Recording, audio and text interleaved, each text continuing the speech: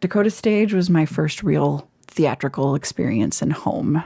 And it's where I decided, yes, this is really what I want to do for the rest of my life.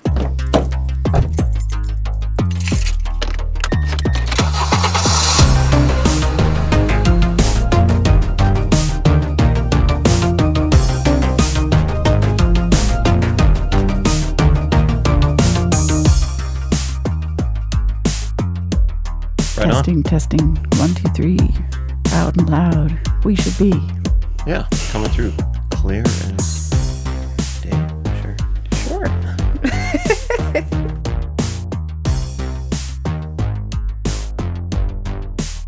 Hello, my name is Greta Sandel, and I am bringing an alternative perspective to the theater scene in Bismarck, helping out at Dakota Stage Limited. My first car was a 1967 brown Chevy. Wow, that's old. Mm-hmm. Cool. Yeah. What year? I got my license when I was 16, so it would have been, my God, how old am I? 2000. Okay. Yeah. Right on. 2000. Did it run good? Yes. No, it was in very good condition. It was my grandfather's truck that he had, and he bought it, I want to say, in the early 70s, and it's what he cruised around in. And so he just had gotten himself a brand new truck a couple years earlier. So the big old brown is what we called it, and it just kind of sat in his back alleyway for a hot minute until my parents were like, we should put Greta in this. The wheels were okay, but it was a nice steel body frame. So yeah, everyone was going to, I could run anybody over, basically, in that thing. You've got to show them. Show them why a Chevrolet can do their truck job better, longer. Show them why an investment in a Chevrolet truck is an investment in future profit and future savings. Show them why Chevrolet has been the world's truck sales leader for nearly 25 years.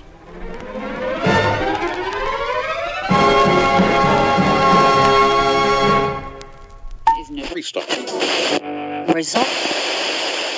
You went to Century, right? Correct. Yeah. I graduated in 2002. Okay, That's right. I graduated in 2000. Correct. So I probably didn't get to see that first car. Unless you were taking it sometime in that early, I guess, late sophomore year. Something like that, late sophomore year. I mean, I turned 16 that summer because I was younger in my class. So maybe it was like 2000. So yeah, you probably would have never seen that car. Yeah. Otherwise, I was kind of was getting a lot of rides from friends my sophomore year. Pick me up in the morning. And pretty much my whole high school year, I was getting rides. And I lived at Hay Creek, which was kind of considered north of Bismarck. Yes. Yeah. And my friends didn't really like coming out there or dropping me off at the end of the night. And I get that. I feel like my girlfriend and I dropped you off a couple of times after gigs. I think so. Yeah, if you remember Angie Heedall. Sounds familiar. Yeah, I just remember she would go to the music scene with me, and we would. Do you remember Green Earth Cafe? Oh my God! Yes, I love talking about Green Earth Cafe. All those memories are so fun. Oh, and the Screaming Bean. Yes. Oh my gosh, I miss those. Those were amazing locations to hang out with and just kind of be. Do you remember any first concerts you went to, or? Well, I mean, my first concert was like a Christian concert for. I think it was. Oh gosh, why am I remember? I can't remember the name. It was a Christian concert. I was 14. But other than that, yeah, like in the basement of the Screaming Bean, there was a lot of bands that came through. Yep. Names are escaping me now. Oh yeah, absolutely. Yeah, absolutely. But there was tons and tons of concerts that we went to in the basement of the Screaming Bean. I know that was kind of a death trap too. I don't know. I mean, we packed so many kids down there in that basement. Yeah, like one way in, one way out. It also sucked moving equipment too. Oh, I can't even imagine because those stairs were narrow because you went down and then you had to turn, pivot, Yeah, a pivot, sharp and then left, go down. yeah. Yes.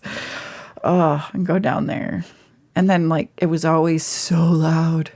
Yes. And, like, I never wear earplugs. Oh, God. I'm suffering with it now, I can tell you that. Yeah, I just jammed with one of my old bands this last weekend, TSS. Oh. We're going to do a reunion. Going to the Laughing Sun?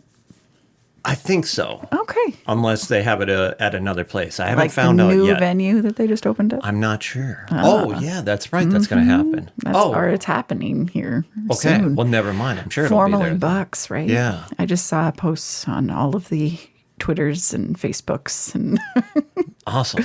yeah. Okay. Now I'm looking forward to it. Okay. Because, there you yeah, go. I like Laughing Sun, but, kind of an odd spot to perform at. Yeah.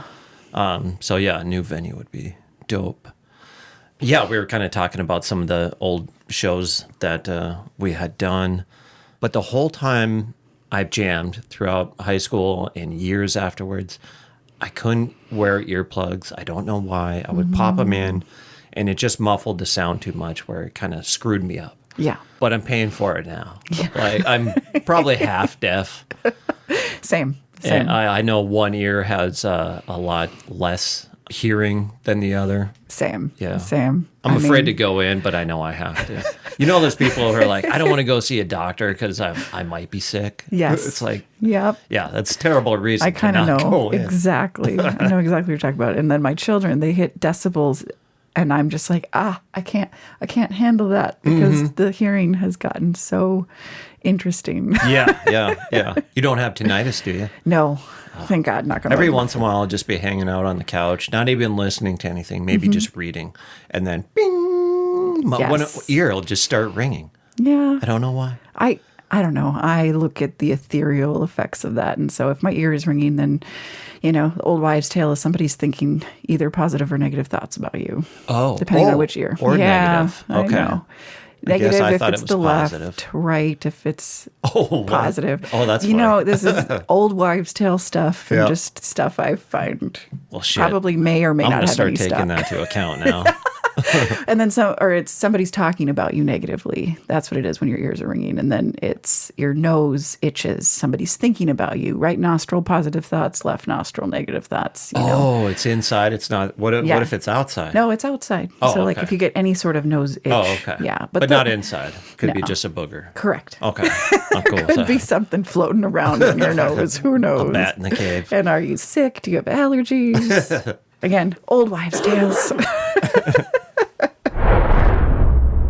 I mean, there's one story that stands out with that first car is there was one night that me and a few friends were bored AF, and we had this television that was really old, and we're talking like 1960s television. Cool. And we were bored, and so we loaded it up into my truck. We all jam-packed into it, drove out to North Bismarck, where I think there's like an actual really high expensive complex up there now.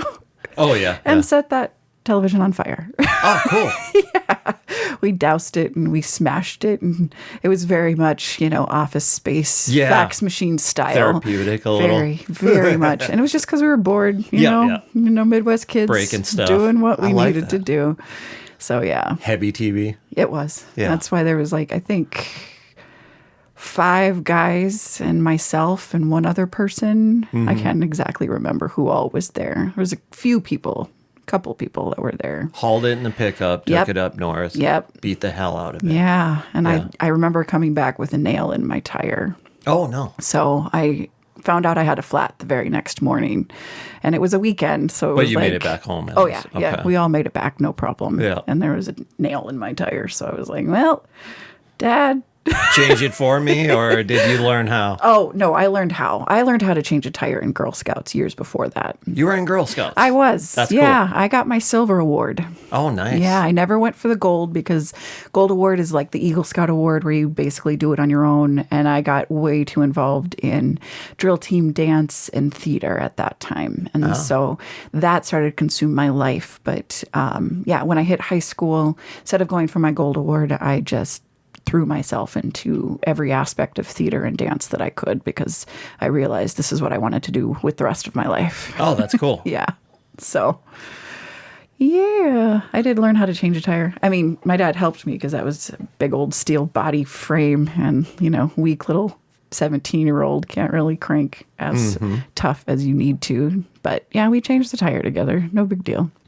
On the subject of your pop, you mentioned he was somewhat involved in the music scene? Oh, he was very involved in the music scene in the 1970s, 80s, and 90s. He was the leader of the band for Fire and Shame. They were a concert band, mostly did a lot of covers that he traveled around South Dakota, Minnesota, parts of Iowa, touring for a hot minute when I was younger, and then mostly relegated to like weddings and other events. They played at the Eagles Club quite a bit, or the Elks Club, excuse me, when that was way more popular than it is nowadays. And he became kind of, after that, he had all the equipment. So he kind of became a recording sound guy. So like Symphony would hire him to do recordings when CDs were a thing. Yeah. Kids don't know even what CDs are. Why are people burning CDs? I don't understand. Set them on fire. Doesn't make sense. Anyway, he would make a lot of CDs. That was kind of a side hustle my parents did for several years. But yeah, I grew up around Fire and Shame and would go to all their gigs even at 2 years old. My mom loves telling the story that like after a gig one night, because she would run sound. So my mom, I'll tell this story really quick. It's really fun. When she was pregnant with me, she was running sound for the band. And so she said when she was like about 8.5 months pregnant, she was running sound for a gig and her stomach was just bouncing back and forth. And so her whole thing was like, Greta's been dancing since she was in utero. I'm like, thanks. It's also how I got the cord wrapped around my neck 3 times, but okay. Oh, shit. Yeah. I'm alive. That's a good had thing. That too. Oh, good. But yes, so my mom ran sound and she tells me a story of like, they couldn't find me anywhere until they looked in the pile of coats. Apparently I had just gone and curled up inside the entire pile of coats of the band and fallen asleep. And that's where they found me. Comfy. Yeah, I think it was. I don't remember. I was 2, but one of my mom's favorite memories is just watching me as a young child dancing in front of the stage to my dad's music in general. So, yeah. That's hella dope. Thank you. So he would go on tour a lot? Not so much after I was born. It was before. My parents... got all the partying out and then you're born. They 6 years before they actually had me. And Right so they did a lot of that touring mostly prior to when I was born. And then my dad pursued his job and all of that stuff. So he became more localized after me and my brothers were born and did a lot more of those gigs around that time. But before then, yeah, they were touring, covering a couple festivals, that kind of a thing. I know they did the Norsthust Fest almost every year. Oh, yeah? When that was a thing. So it's not anymore, it right? It isn't. It just ended. I saw a post for it. It ended in 2025. The one time I was going to go, I think, was in 2020. And it got canceled. Yeah, COVID, man. Yeah, it was a beast. I was bummed. And then I never got a chance to go, and now apparently I never will. Yep, I think it totally ended. So, but they would go up, and there would always be gigs at some of the bars up in Minot after the festival. So they would be playing gigs up there, and then they played lots around town.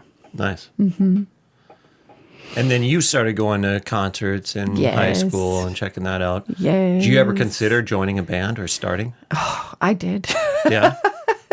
With a couple buddies. One summer we just got it in ourselves to learn instruments. And I was like, well, I can kind of play the guitar and piano, but I was going to be the singer.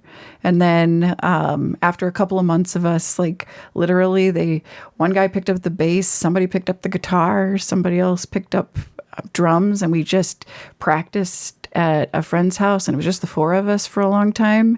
And then my ex-boyfriend also started picking up the guitar at that point, and that's when all the guys made a choice and kicked me out and brought him in. And I was like, oh, guess you don't want a strong female lead singer. Sounds good.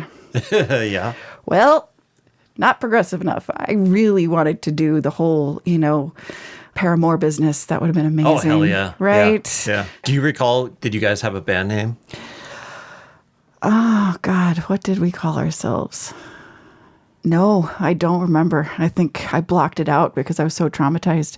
I just remember that we put it together to do the Battle of the Bands that spring. So we put it together that summer before because there was a huge Battle of the Bands that was happening either in the fall or the spring. Mm-hmm. And so we were like throwing it together to try to just be one of the bands. And they ended up performing in it, with those three original guys, and then they brought in my ex-boyfriend and somebody else that just played the piano, because I was originally playing the piano. And so they brought on two people instead of having me help out. And when they performed, they totally did a horrible job. And the Schadenfreude, I was very much enjoying awesome. Watching them kind of flail. Yeah.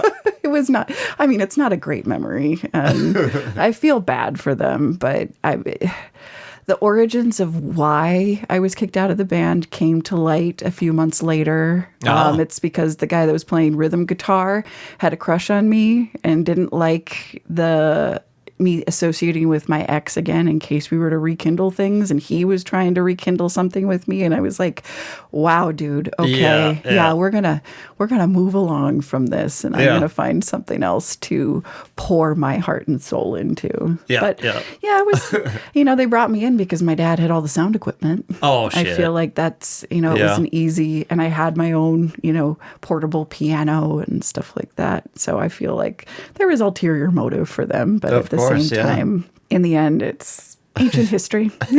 I tried. I definitely tried to be in a band. So then you move on to acting in high school plays, or? Oh, I did. I started acting when I was 9. Oh. At Dakota Stage. Yeah. Wait, what? How does that work? Shade Tree Players. It's the children's theater that happens every summer. Okay. It's definitely leveled up from what it used to be. Mm-hmm. But they used to put on 2 shows back in the day. And so I always did the earlier show, which was like the June. We'd start end of May, and then we'd perform at the end of June, and then they do a second show because they tried not to compete. This is back in the day where the actors were kind of more scarce, and so both Shade Tree and Sleepy Hollow shared a lot of the same people. So a lot of the high schoolers would do a Shade Tree production in the beginning and then go and do a Sleepy Hollow production in the later summer. And so I started doing that when I was 9 for Shade Tree. And it was my first big role, and it was a lead role. I was Lucy in The Lion, the Witch, and the Wardrobe. Oh, nice. Yeah. And the director said I did a very good job. His biggest problem with me was the fact that I had memorized the whole script, and I was mouthing everyone else's lines that's on kind of stage. Awesome. So he had to keep reminding me, Greta, shh, close your mouth. It's not your line. It's not your line. It's like, I didn't even realize that I was doing that. Yeah. So, I had randomly was told by a friend in grade school about the auditions, and she drugged me with her. Yes. Right. You weren't drugged. No, I wasn't drugged. We were only 8 and 9. It's fine. So she drugged me with her, and I definitely just had a blast, and it was so fun, and it came so natural. And it was John Baker III. He was my director, and the first director I had that gave me the opportunity to really discover how much I loved theater.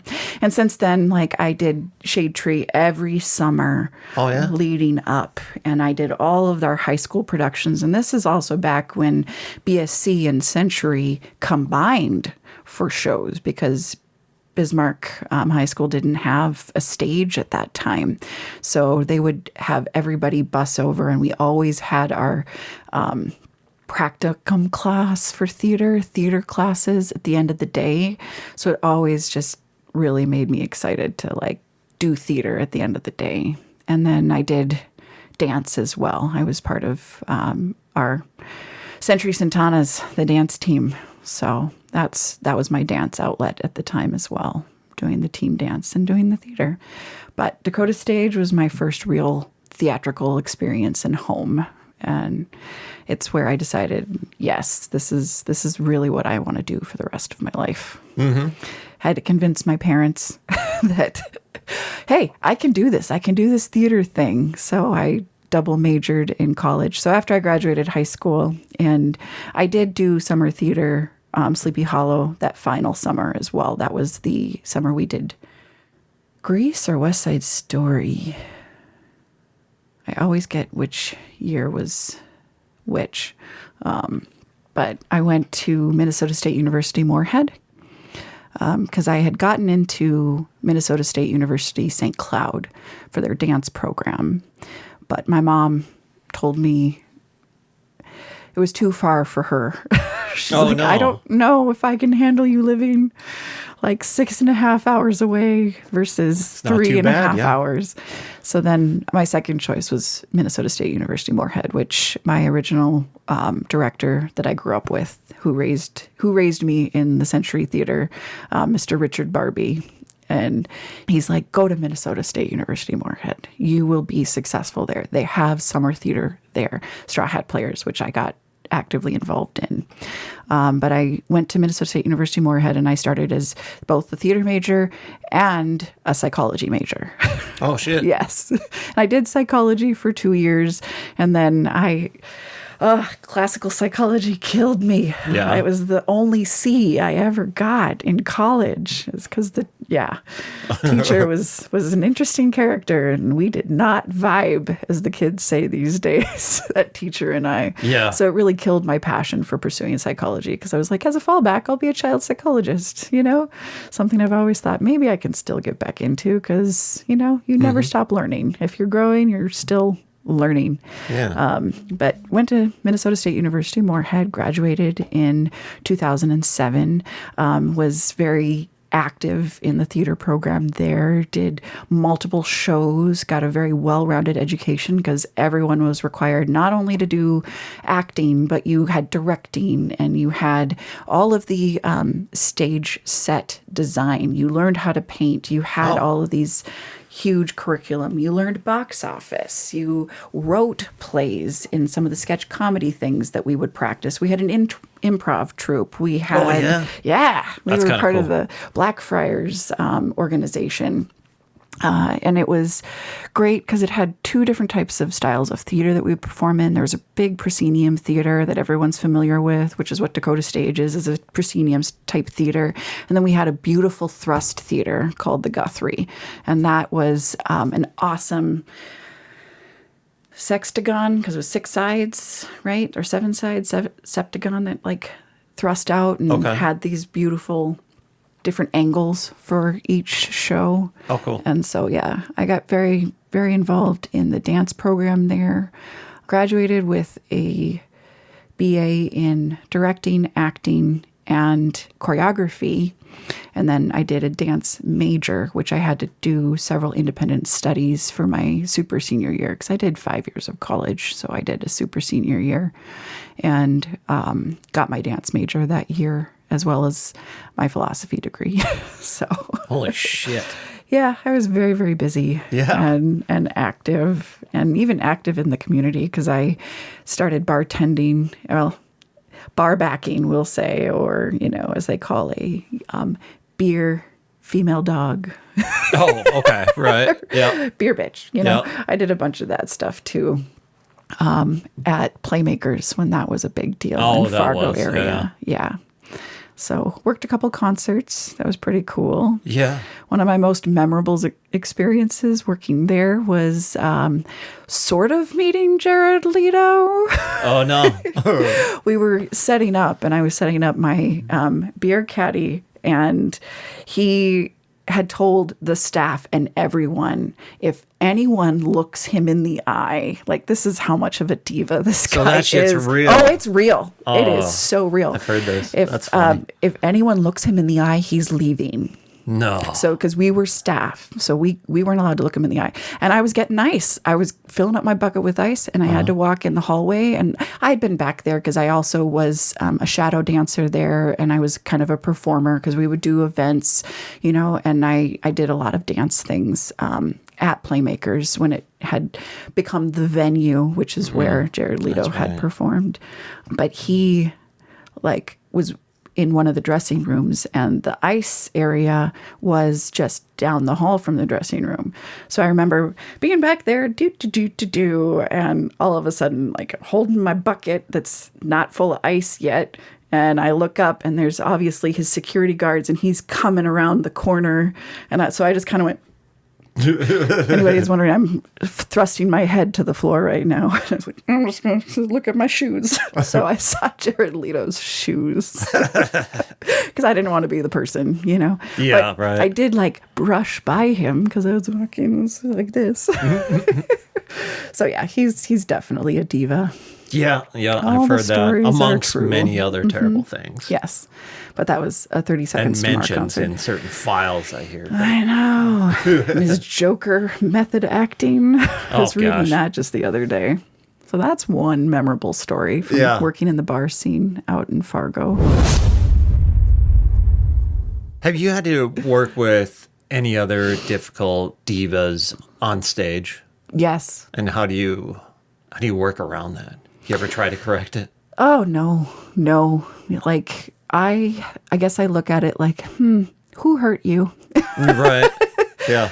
There's obviously some trauma that you're not addressing if you're going to be sitting here and looking at another human being as not a person, Yeah. So that's my philosophy of it is who hurt you? Mm-hmm. Again, psychology, going back to that and some of the traits I picked up doing my 2.5 years of study of psychology. But yeah, I just kind of let it be. I had my diva moments too, especially when it came to dance. And as I found myself, I had gotten a scholarship after college to go to the Hubbard Street Dance Company in Chicago, Illinois. And so I got into an internship, and that internship was going to give me we're going to do a big showcase at the end of the 12-week internship. And I was going to hopefully audition for a traveling troupe. That was my goal. I wanted to get into a regional traveling troupe so that I could travel around with the Hubbard Street Dance Company.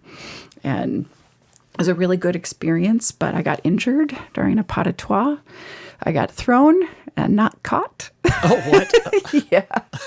It was a move where I was launched into the air, and then I did a switch leap in the air. And a switch leap is where you're your legs are fully spread out and you switch, and then I was supposed to be caught like a baby, that you would carry a baby or and my poor guy had worked almost a 12-hour shift, the guy that was supposed to catch me, and he'd come late to rehearsal, so we were rushing because we only had a certain amount of time in the studio to finish up our choreo and finish up practicing this move.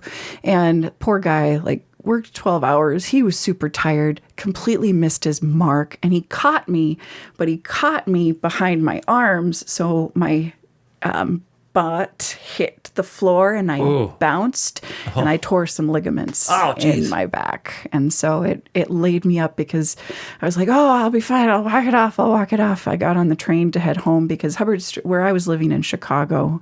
Oh yeah. Hey, I moved to Chicago after I graduated in college. I got on the train, and halfway on the train ride there is this is really not good. And I did the whole thing where I put ice on it. I did all of the things and then went into the walk-in the next day, and they were like, oh yeah, you definitely tore some stuff. So that's when I was like, well, I can't complete. This happened 7 weeks into the internship. So I was like, I can't complete the internship because there's no way that I can dance to the level that I needed to. And so I had to drop out and I couldn't do the showcase. But I started working for Whole Foods Market at that point and got free healthcare. So that was really nice. Yeah. Yeah. All day. I know. What the heck? But that also helped me. I still had made some contacts at Hubbard Street, and I got some choreography gigs that way. Oh, yeah. So, yeah, I was kind of just an independent choreographer around town. And one of my favorite things doing was actually choreographing for the drag community. Oh, yeah. Yeah, I had a couple of... In Chicago? In Chicago, Nice. for the drag community. I worked at Whole Foods Market right there in Boys Town. And so I got a lot of connections through there since Whole Foods Market was connected to... It was a safe haven for the LGBTQIA community, which was right next door to that Whole Foods Market. And so when I said I was a choreographer, I was really cheap compared to some other choreographers, a lot of the drag community. I got involved with one gentleman, and then he just spread the word. And so Nice. choreographed for quite a few drag shows in Chicagoland area for a couple of years. That's such a fun scene. It is. Yeah. It's a really fun scene. And like, they're so creative to have these people, and everybody's exposed to it with RuPaul's Drag Race, but like to see it in real life and see the dedication and the sweat and the tears that these performers would put into their, some of them actually sang, like they actually worked and did their own vocal singing. Some of them would, just do their lip syncing thing, but to put together some of those like amazing costume pieces and have instant quick changes where you're not only just doing a whole costume ensemble, you're also changing out your wig almost instantaneously. It was pretty phenomenal to see. Nice. Yeah.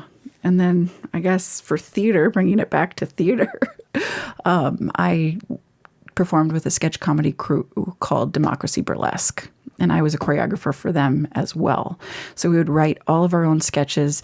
It was very political. Like we did both sides of the spectrum, and we, were very, very active and performed all around Chicagoland area, especially during the 2007-2008 election of Obama. Oh, yeah. Yeah. So we had a lot of fun skits that we would write and perform around the Chicagoland area. And it was a good way for me to stretch a lot of my like obscure creative ideas. Like there was one where we did a skit on our meat industry, and it was a whole, what's the name of the band? Coheed and Cambria. Oh, yeah. You're familiar with that band, right? Yeah, yeah. So I took one of their songs, which Coheed and Cambria is so magical in its own right, I feel. And that I took a song that they did, and I did a commentary on how cows are slaughtered. And so like there was a whole thing that I did on stage where I was dancing with three of our other actors, and they lifted me up and put me in a like upside down position and then slit my throat. Oh, and geez. so I did like blood packs and stuff like that. And it was a dull knife. Like I want to say it was wood, but we made it look realish. And so when they slit my throat, I just had this blood running down my face, which, I'm not opposed to blood all over me, as you saw from Sherlock Holmes. Yeah, that was a cool scene. Yay.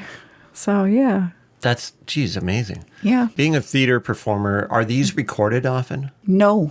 Okay. No. So you don't have anything you can really go back and... Not really. A lot of it is memories. Yeah. For Democracy Burlesque, we would film some of our stuff. And I'm pretty sure my contacts still have, because we were, independent. We never took anybody else's material. It was all material that we wrote. So it was our own original content. So nothing copyrighted.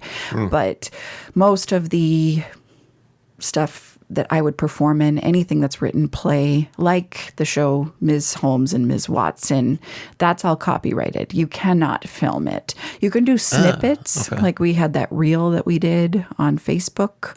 So you can do snippets of the show, but you can't do any lines from the show. It's all copyright material. Huh. I didn't know. Yeah. That makes sense, though. Correct. What gets you out of Chicago, then? I followed a boy to no. Colorado. I know. It's a blessing and a curse, because I left quite a, like for me, I liked where I was in Chicago. I had a solid, but there's positives and negatives. Living in a larger city, I was living with 5 guys. Like, we were living in a 3-bedroom apartment, but there were 5 of us living there because we had found a really nice setup where, like, there were 3 bedrooms and then a sunroom and a decent-sized living room and a huge, for Chicagoland area, like a huge dining room area and a, medium-sized kitchen. So comfortably enough, like, we could set up a wall in the dining room, and one guy slept on a couch set up in that dining room area. Another guy took over the sunroom, and so we had 6 of us living in one time I slept in a apartment. dining room. Exactly. There's another time where it was a laundry room. You slept in On a the laundry floor. room? Yeah, for a while. my That sucked. People would come in and do laundry. Yeah. Oh, funny story about that.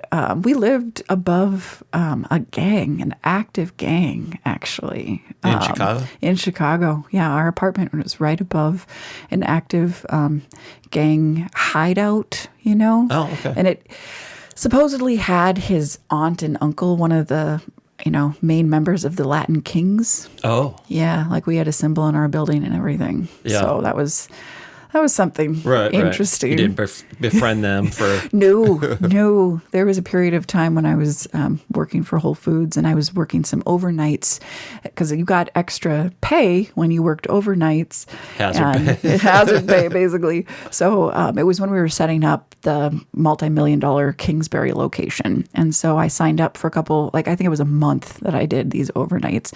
And I would come home at 7 o'clock in the morning after getting off because I always had about a 45-minute to an hour commute from where I lived to where I was working. And so I'd get home by 7 a.m. and by 8 a.m., I really think that they were using it as a location to copulate for the most part. For lots of times, because I'd hear this really loud banging music that would start at 8 a.m. and would end at about noon. And I'd have to go back into work by 7, 8 o'clock at night. And so that was the only time that I was really hounding my landlord, being like, can you please stop them? And he did all that he could, but it didn't cease nor desist for a hot minute. So I decided, I guess I'm going to practice my tap dancing for a while. Not kidding. I started tap dancing whenever I would hear the loud music. I'd just start tap dancing. I'm like, you're not going to let me sleep? Well, then I'm going to practice my tap dance. And I'd bring out my tap shoes. And then there was one time I heard banging on my door. But when I opened it, there was nobody there. And I was like, okay. And all of my roommates were off doing their jobs or rehearsals, or one of them was in culinary school. So he had, hours, really random hours that he would be at the school learning kind of a thing. So yep, tap dancing. That really helped because then they started complaining about my tap dancing. Yeah. Because they lived below me. But that was fun, living in an active gang setting, I guess. You ever clogged? No. Could you? I don't know. I never explored that style. I did tap dancing. I did some Irish step dance and Latin dance, a couple of different types that I explored. Ballet, I did a little bit of, mostly contemporary, modern, and I would say my strongest style is hip hop. Oh, yeah? Yeah, pop and lock, jive, and that kind of flowing. Dang. So, yeah. So, okay. So you got a lot of talents. I guess, yeah. Yeah. And quite the background, too. All of these backgrounds and talents come into play today. Yes. Yeah, on multiple levels, especially with character development. Like if we jump to the Holmes and Watson situation, there was a lot of caricature work that I did. And it, even the script, it's like Holmes dances across the stage. Well, how are you going to dance as like an eccentric character? You feel it out in your body and you execute it that way. Okay, this is kind of a dumb question because I don't really know how you prepare for a play. You read the script. Do you over and over and over and over? Do you is there a version you can watch to prep, or is it really just on paper and then translating that? You could watch some movie adaptations that are made But not like an actual performance or anything. It's I mean, just if you've seen it in the past, Yeah. possibly. But no, I mean, there's going to be snippets. There's going to be like probably a lot of marketing material that you could watch and see, but it really comes down to a lot of movies. Like one of my fellow actors for Holmes and Watson, what they did is they watched a lot of the BBC Sherlock Holmes series starring That's so good. Benedict Cumberbatch Yeah. and what's his name that plays Watson? He was in The Hobbit. he was What's his name? Michael something? Martin Freeman. Martin Freeman, that's right. Yeah, so that's what I watched most recently. What did you was think? Miss Holmes and Miss Watson. Yes. Right. Yep. That was a lot of fun. Thank you. The set design was really good. Yes. Alicia is amazing. With Everyone's set acting dressing. was really good. The performances. Yay. I enjoyed that a lot. And then, saw you pop up, and I'm like, oh shit, I got to get a hold of her and get her on here. Thank you. Yeah, you and, well, there's a few others that really stood out. Yeah. But I guess I won't say who else because I have to leave out a few others that didn't stand out. Aw, that's okay. That's okay. How do do you ever get criticism? Oh, yes. Like, is there anybody locally that does like reviews or anything like that? Or is it just from people who watch the show are like, you could have done this better? Yes. And are you ever like, you know what? Get your ass up there and try.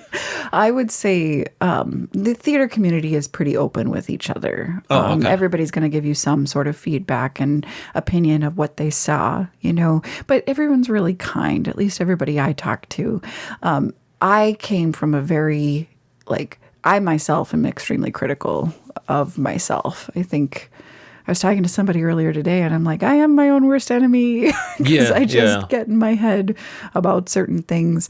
And so with this, I knew what I was getting into. I had read the script last summer because I was originally asked to do a lot of the stage choreography or stage combat choreography for it, since I've had experience with that. Or there's certain movement and dance, like it said, dancing across the stage at one point during that old Dolcemani scene. And so I was asked to come and kind of guide whoever was going to be cast, because at the time I really I'm trying to do the mom thing. And I was like, I don't know if I can commit 4 or 5 nights a week and take myself out of my little family dynamic that we have. Because my husband and I work opposite schedules. And so it was going to be relying a lot on my support system. But after having a conversation with our artistic director, Amanda Perry, and, really looking at how it would benefit our Dakota Stage, as a 501c3, we really rely on the community as community theater. That's the main thing. She's like, I just know, she kind of was like, I just wish you were auditioning, is what she said to me. And I said, yeah, I really like it. I really like this role too. And she's like, yeah, I'd really like to see you in that role. I'm hint. Yeah, and then I do chalk it up to divine intervention the next day because I thought about it all night. I talked to my support system and I made the call 3 hours before auditions because that was the only day that I could audition was that Sunday because I couldn't do Monday with my schedule. So I was like, yep, okay, we're just going to put this out in the universe and I'm going to see what happens. There's always the chance that I don't get cast. So I did it. And then I just came, it's a lot of prep work. You read through the script, you look for the nuances. I looked for any troubled words, like words I didn't know, researched those, come in. You then create that dynamic and you build off of what the director had seen in auditions. Because the director always has to really base their casting, not just off of talent, but off of chemistry. Oh, sure. So, my director at the time, Alicia, she called me and she was like, hey, so I got 2 ways that this is going to go. And I was like, okay. She's like, I got my option A, got my option B. will you be Holmes and let me do my option A? And I said, absolutely. I would love to do that. And so that's what we ran, was with her option A and how she was going to bring the cast together and her viewpoint of that chemistry of bringing these people in and just running with the talent that she had seen, the raw talent that she had seen up on that stage in auditions. So there's lots of things that go into creating a show, because you also have to think, you've got the set, you've got the lighting design, you've got the sound design. We had fake blood up there, which is, just so everyone knows, it was corn syrup, red, non-toxic red paint, and cocoa powder. That's what gives it kind of that. Oh, yeah? Yeah, that like darker sheen is the cocoa powder. Yeah, yeah. There was actually one, I was like, the last show, I'm eating this blood. And because if you don't know the show, I got a whole bucket of blood dumped on me. So at one point I was like, there was some dripping right down on my nose and landed. And so I just licked it. I was like, yeah. And we all smelled like cocoa. It was great. Oh, nice. Yeah. We all smelled like cocoa powder in the back. So there's a lot of elements. Like we had to do a train station element. We had to do a couple of hotels. We had to have a bathtub on stage. So we had to figure out how to buy a bathtub. Oh, yeah, I suppose. So, okay. Yeah. And then you have this to isn't have, just shit that's in the basement or back room. You constantly got to get stuff for. Right. There is a lot, because if you're not familiar with Dakota Stage, there's a whole ballroom upstairs. And that was a really? Yeah, there's a whole area upstairs above the theater. So when you're sitting in Dakota Stage and you were to look up, you're looking up at the ballroom. And that ballroom during Prohibition times was kind of a party spot. And it was kind of like a, secretive party spot. Oh, cool. My grandparents met there. My maternal grandparents met in the ballroom above Dakota Stage, because it was a movie theater. And then they would have bands up there. So there's a little stage up there, but there's a lot of prop up there. There's a lot of set dressing stuff, all of the costumes. So everything they buy, there. Do they keep up there? Like that old bathtub? Not everything. No, okay. There's Some not enough room for everything up there. But all of the costumes are on site. There is a storage unit off site, Sleepy Hollow, they have a huge warehouse where they keep all of their props and costumes and everything like that. BSC, same thing, You have, a lot of the community stuff will share, We've reached out to BSC and gotten stuff from them. You ask to rent certain things or borrow and kind of create that theater community and still keep amicable relationships type of thing. Do you think they go around rating thrift stores too? Absolutely. That's why I never find anything good. Sorry. Yeah. I do that a lot. Remember Hodgepodge? Yes. They had all those costumes. What happened to that stuff? I have no idea what happened when that store closed. I think I wasn't in town when it actually went away, but I know there's several different thrift stores. Have you been to Second Chances down over on Broadway? No. I've been finding a few gems in Second Chances, and that's down between 19th and 16th on Broadway. Okay. Yeah, so there's that. There's the Arc that's still way down south. There's obviously Dakota Boys Ranch. Seeds of Hope. You can find some real gems, and that's just, down the street. Yeah. I find a lot of cool theatrical pieces for there. And that's when I'm helping out with costumes. So the next show that we're working on is Making God Laugh, which premieres on March 19th. It's Thursday, March 19th, I believe. Yeah, do you have any other Correct. dates for that? Or?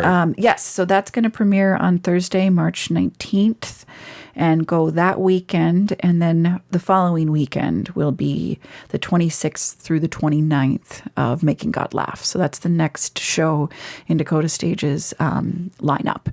And then after that, we're going to be doing Bright Star.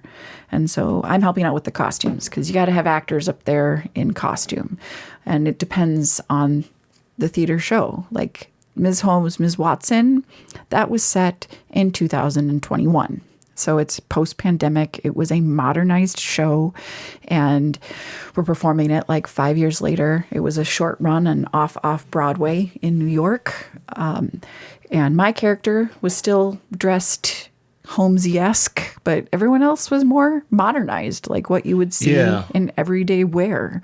Nothing too classic style. Right. Like, unlike Making God Laugh, we go through 4 decades of a family that's struggling to communicate, to put it mildly. Like, it's a bittersweet tale of family dynamic, is basically what Making God Laugh is about. And you've got 4 different decades of costumes that I have to find and create for this show. So that's something that I'm helping out with. And I did costuming, again, helping out with the drag shows. I did a lot of costuming, and I'd help them with some of their costume stuff back in Chicago. And so I felt like, Amanda, the artistic director, was doing all the costumes by herself. So I was like, if I can help out just a little bit here and there, because you constantly need backstage people, you need people to run concessions, you need volunteers to usher. Like, there's a lot of stuff that goes in. You need set designers, you need all of the sound and lighting designers, you need people just to clean up afterwards, and then obviously like ensemble or backstage, set crew. There's so many moving parts when you're putting on a theatrical production, and so they always need help. I have no idea. I mean, I kind of imagine, but obviously it's a lot more than I know. Yeah, there's lots and lots of moving pieces. So, is there going to be any blood in the next one? No blood in the next one. That's too bad. Yeah. No, I'll probably be down. I think I'm going to check that out too. Cool. It's a classic. I don't get out too often, but when I do get to those, I'm like, wow, that was really good. Yay. So good. Seeing Miss Holmes, Miss Watson, yes, I imagine that all your feedback has been really good, because that was really good. Thank you. I think I'm most proud of myself, because this was something I hadn't been in a lead role in 18 years. And that's crazy to me, because how well you did this. And thank you. Fucking, like I said, I just jammed with my band the other day, and I've been practicing some of these songs that we wrote like 25 years ago. Wow. So I'm remembering these. And then when we jammed, I still forgot a part. Oh. And like, God damn it, I should know this. How the hell do you memorize a whole script? It felt pretty long too.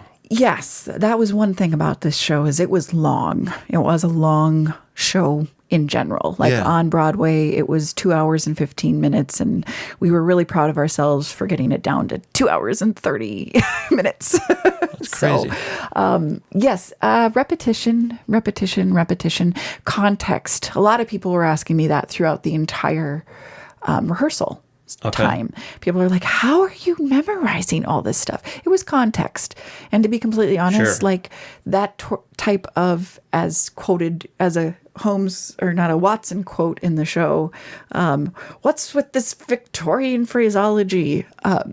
That was my favorite thing to do, was period pieces when I was studying theater. I worship Shakespeare and his written word. I wouldn't say I worship the man so much. I'm on the Lord Baron train. I think that Shakespeare was just a con for Lord Baron, because how would an underling, or it was the people that were standing around and, essentially what we consider our middle class today. Yeah. It's escaping my brain. That's where Shakespeare was born, was in that. But he had such intimate knowledge of the upper class. How would somebody of that lowly class actually be able to understand such separated, like us trying to understand the billionaire lifestyle? And trying to understand all of that when we come from such more humble beginnings. So it was Lord Baron that wrote all those plays and basically gave them to Shakespeare to take the credit. Oh, interesting. I know. I'm one of those people. Right. It's a total, in the Shakespearean world, it's total conspiracy theory, you know? I like it. So I love that style of written word and just performing that kind. And that's exactly kind of the Holmesian character, was taking a modern take on those words.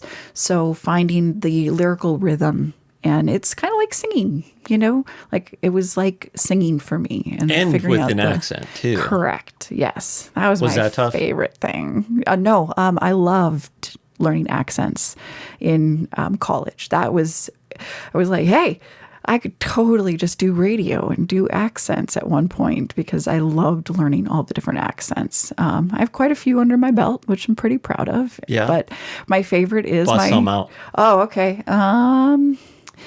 Well, aren't you just sweet, my friend? Okay. Southern. Yes, very Southern. Proper Southern. You have to understand there's different types of Southern accents out there. And I did a Tennessee Williams show. I did Cat on a Hot Tin Roof, where I was the sister-in-law to the main character. And the sister-in-law is just a total bitch. So I had a lot of fun with that character. I tell you what.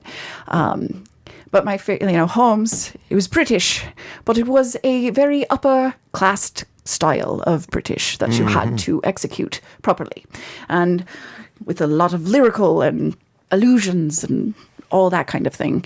Versus when I did Sweeney Todd on your break into your Cockney accent. Yeah. And it's how Cockney are you going to get? Because you can be Surrey Cockney, where you're talking like this and people can still understand you. Or you can get really bad and you just don't understand what they're saying up there. So, but honestly, my favorite is the Irish accent, because I did a show in college called Dancing at Lunasa. And it's a beautiful tale. It's very similar to Making God Laugh, but it's much more tragic, and it has no laugh in it whatsoever. It is a drama. And so I practiced the Irish accent for many, many years. And what's really funny about the Irish accent is my husband has family that lives in Ireland. Oh, yeah? Yes. So I've pulled out the Irish accent for him. And my husband, every time I do the Irish accent, he's like, you're close. Not quite there. But hopefully, they say feck, right? Feck, yeah. Yeah, okay. Yeah, yep. I watched a lot of, just for the accents of doing the character of Holmes and doing the Irish accent, I watched / listened to like a lot of Bridgerton. Oh, yeah. And Derby Girls. You recommend that? I do. Okay. I highly haven't watched recommend it. I really, really do. I was put off, I think, by the modern music, and then I was like, well, I still hear it's good, so maybe I can get past that. And the modern music isn't modern. It is done, like, did you ever listen to the String Quartet Tribute? No. Okay. So String Quartet Tribute, I got into actually in high school because I was obsessed with The Perfect Circle. And so I looked up everything, and they do modern renditions, both like all violin, cello, viola. Oh, yeah. You know what I have? Of those types of songs. And that's what all of these songs are. Yeah, they did some Nirvana. Correct. Yeah. Yeah, they did some Nirvana. They did a bunch of more of those alternative bands and hard rock bands. That's right, okay. And made string versions of them. So they were one of the first to do it. Now there's lots of people that are out there doing it. And that's what they use in Bridgerton. Okay. Oh, cool. You know? Okay, that's kind of neat. Sure. Yep. I actually just went to the Epic Quest of the Damsels in Distress, which was a winter shade tree production down at Dakota Stage. It was directed by Amanda Perry. And she had found a bunch of like modern songs. Girls just want to have fun, want to be by the Spice Girls, but in bard Nice. format. So like Renaissance times like with the mandolin. That's dope, and yeah. it was really fun to be like, oh my gosh. And she said it's a channel on a channel on Sirius XM called Bardcore. And so I'm Bardcore. like, I have to find that and play that. Yeah. 'Cause it's so funny. But yeah, I would highly recommend Bridgerton. Sweet. I think I will check that out. Cool. Before we go, anything else you want to promote? Anything else coming yeah. up? Or do you have plans for next year, next season? Next season just dropped. Yes. They dropped the... Yeah, take a sec. Look that up. Well, it's opening with Cabaret for next season. Okay. Yep. Then we're going to do Away in the Basement, followed by The Woman in Black, which is actually a thriller play. And I've heard amazing things of that show, so I'm very interested in that one. And then there's The Book of Will, and ending with Fuddy Mears. So Away in the Basement is a church basement ladies' Christmas. So for many, many years, Dakota Stage was doing A Christmas Carol. And now they're trying to, branch away and involve more fun Christmas shows. Like we just did A Christmas Story this past year. We're doing Away in the Basement, the church basement ladies, A Christmas Story, which will be really, really fun. But yeah. Yeah. I feel like this might going to be my new thing too, being getting into the theater. The more? last 2 times I've gotten like front row seats. Oh, nice. I've heard from some people that it's a little harder to hear in the back. I don't know if that's true. I haven't really sat back there. It doesn't seem to be that bad when I've walked back, Yeah. But if the actors I love are doing being their up job. front. That's good. Yeah. It's so much fun. Really immerse into it too. Yeah. And there's many opportunities too. Like there's all the BSC productions that happen, University of Mary's productions, Capital Shakes, Dakota Stage, and then they have their Shade Tree over the summer, Sleepy Hollow, all of the high school theaters, Arioso Music, and then the Heritage Center has been branching out and doing shows because they've got a amazing performance space as well. So Cool. There's all these different things Like in our history community. type? Correct. Okay. Yeah. They just did a historical drama, and then they were able to film it because it was a documentary kind of a thing. Oh, so then okay. they were able to watch it, which was really cool. So I knew a couple people that did that. But yeah. Lots and lots of fun stuff. Awesome. Around town for theater and branching out. Yeah, and I definitely want to see more. Good. That's why I hate seasons, breaks and whatnot. But Yeah. just, yeah.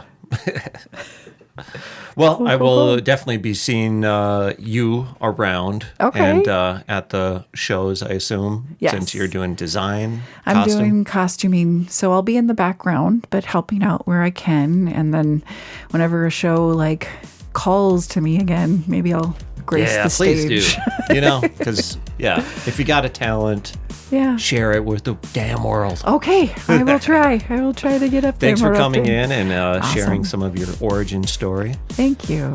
Cool. We'll talk soon.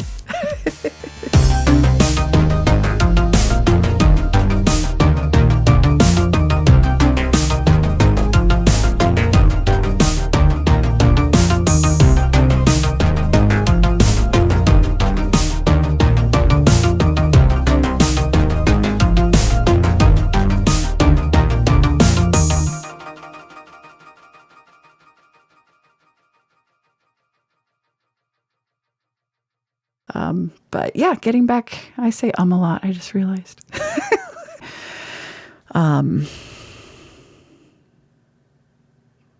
Brain fart.